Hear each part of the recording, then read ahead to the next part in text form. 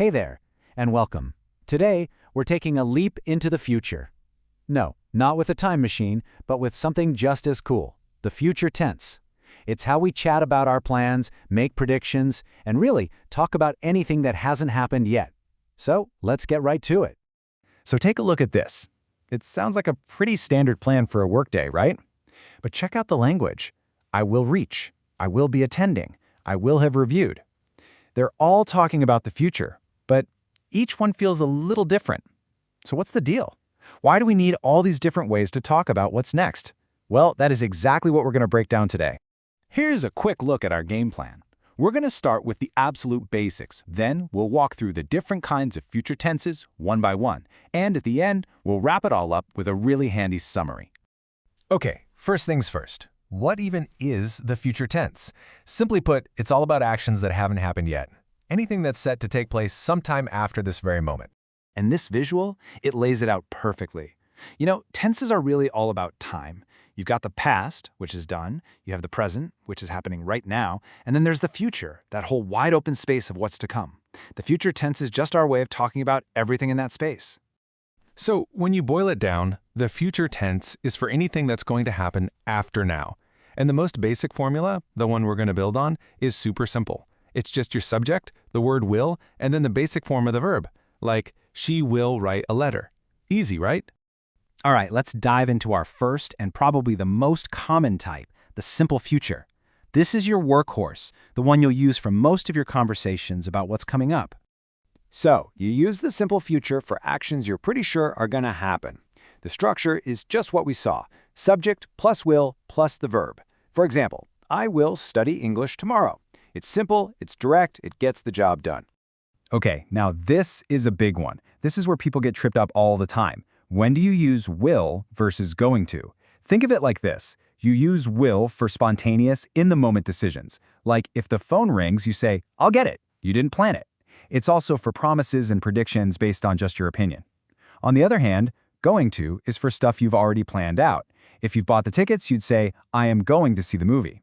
It's also for predictions when you have actual evidence, like seeing dark clouds and saying, oh, it's going to rain. And, hey, to help you nail this, let's look at a few common mistakes to watch out for. That first one is the biggest, mixing up will and going to for plans. Just remember, if it's already decided, use going to. Also, a couple of quick ones. Don't forget your subject. You can't just say, will go to the store. Make sure you use the right form of to be with going to. It's, they are going to travel. And last, always use the basic verb form after will. No S on the end. Okay, so let's get a little more precise now. What if you want to talk about an action that will be in the middle of happening at a specific time in the future? For that, we need to look at actions in progress. And this is where the future continuous tense comes in. It's your go-to when you want to show that an action is going to be ongoing at a specific future moment. The structure is will be plus your verb with that ing ending. So you could say something like, don't call me at 8 p.m. tonight. I will be studying. You're telling them exactly what you'll be in the middle of doing. This timeline makes it super easy to see. Just picture your evening. At 6 p.m., you start getting dinner ready. By 8 p.m., dinner's on the table. So right there in the middle, at 7 p.m., what are you doing? You're in the middle of cooking. That's the perfect time to say, at this time, I will be cooking dinner. It's all about that ongoing process.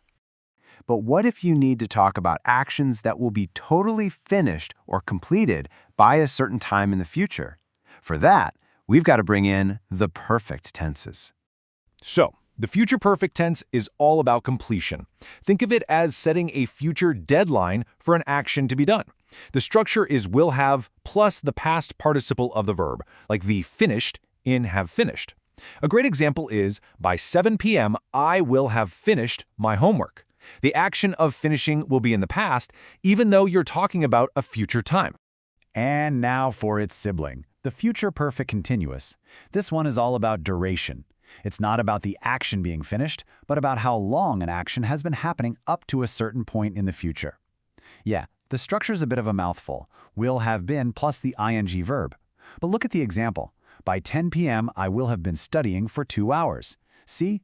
The focus isn't on finishing, it's on that solid 2 hours of study time. So let's break this down side by side, because it really clears things up. The future perfect focuses on the result, the completion. She will have traveled to 5 countries. The result? 5 countries visited. Boom, done. But the future perfect continuous focuses on the duration. She will have been working here for 5 years. The focus is on that 5-year-long process. It's a subtle but really powerful difference. Phew! We've been through a lot. Now for the best part. Let's pull all these different pieces together into one simple, super useful reference guide. And there you have it. This is basically your cheat sheet for the future. Simple future is for what will happen. Future continuous is for what will be happening. Future perfect is for what will have happened. And future perfect continuous is all about how long something will have been happening. Seriously, this one slide has got everything you need. You see, when you get a handle on these tenses, it gives you so much precision.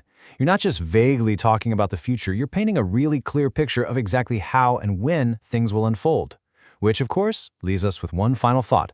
Now that you have all these tools to talk about the future with total clarity, what are you going to do next?